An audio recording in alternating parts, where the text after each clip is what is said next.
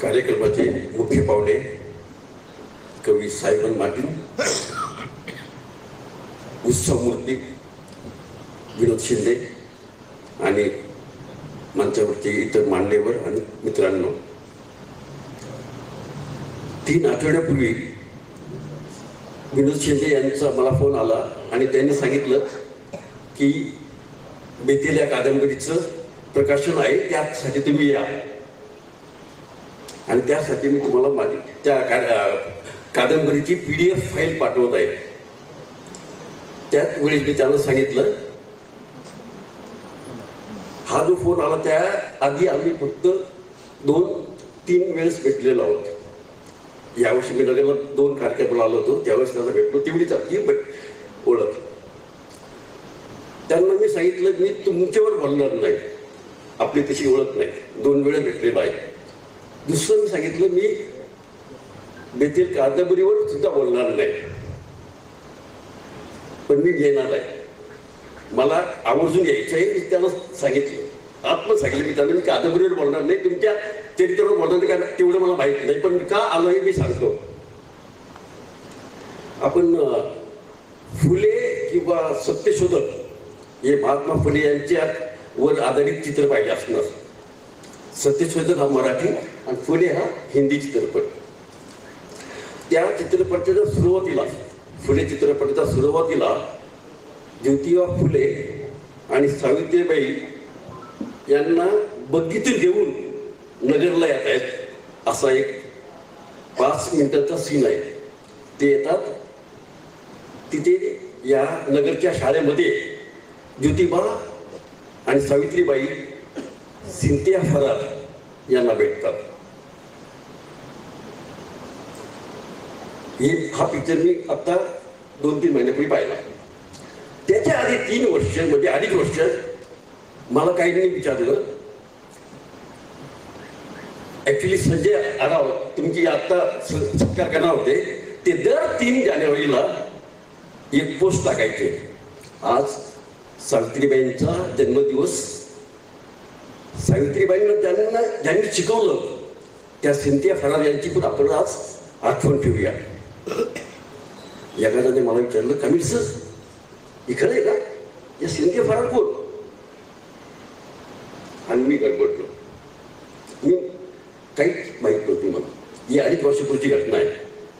मी लगेच व्हॉट्सअपवर फेसबुकवर लोकांना विचारलं, या सिंथिया फरार कोण? कुठलीही व्यक्ती ऐतिक असे असण्यासाठी क्रॉस रेफरन्सेस खूप आवश्यक असतात. आम्हा बातमीदारांना पहिलेही सांगतात, कुठले कन्फर्म करायचं, check it, cross check it. तर खूप जणांनी विचारलं, या सिंथिया फरार कोण? तुम्ही सामना हा चित्रपट पाहिला असेल, तो एकाच प्रश्न होती पूर्ण वेळ गुंतलेला आहे, तो गोवलेला आहे. मारुती कांबळे कोण? त्याचं काय झालं? त्या चित्रपटाला मास्तर श्रीराम लागू शेवटपर्यंत हा विचारतात प्रश्न, मारुती कांबळे कोण, त्याचं काय झालं? मला त्याच वेळेस कळालं हा प्रश्नाचा भुंगा मला त्रास द्यायला, सिंथिया फरार कोण? आणि मी हा खूप जण विचारलं. आणि एक दिवस मला माझ्या व्हॉट्सअपवर 2 पानं आली. धनंजय कीर यांच्या चरित्रातली, धनंजय कीर हे मोठे चरित्रकार, मराठीतले आद्य चरित्रकार, आणि शाहू, फुले, आंबेडकर, सावरकर यांची चरित्र लिहिले आहेत. तर मला त्या चरित्रातली 2 पानं मला व्हॉट्सअपवर मिळाली आणि मी थकलो, थक्क झालो. त्यामध्ये धनंजय कीर यांनी 2 पानांमध्ये सांगितलं होतं की ज्योतिबा फुले नगरला आले, त्यांनी अमेरिकन मिशनच्या सिंथिया फरार यांची शाळा पाहिली, सिंथिया फरार यांच्याशी संभाषण झालेलं सगळं दिलेलं आहे, पाऊण त्याच्यावर आहे. आणि ज्योतिबा फुले यांनी ज्ञानोदयवर लिहिलेलं आहे. मी तिथे गेलो, फरार मॅडमने मला विचारलं, तुम्ही मुलींना शिकवत का नाही? आणि मला वाटलं की परदेशी माणसं येऊन नगरला शिकवतात आणि मी आपण का नाही करू. मी निश्चय केला, मी पुण्यात आलो, मी ताबडतोब मुलींच्या शाळा सुरू केल्या. तिथे मी व्याकरण आणि इतर विषय शिकत होतो.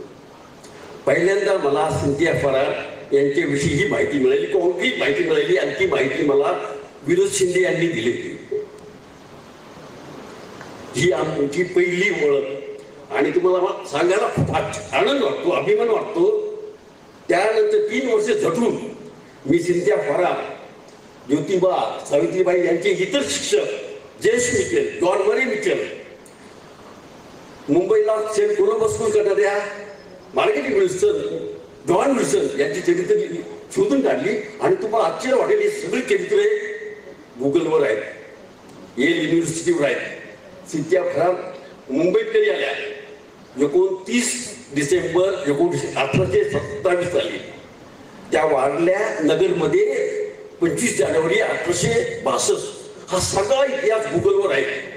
तरी आम्हाला 2025 पर्यंत या सिंध्या फरार कोण, कुठे आल्या, कुठून आल्या, काय काम केलं हे माहित होतं.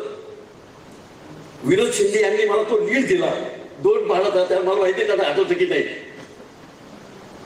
आणि मी झटून लागलो. आणि यानंतर माझं हे पुस्तक छापलं. आणि मी त्याला दाद देण्यासाठी मी तर आलो,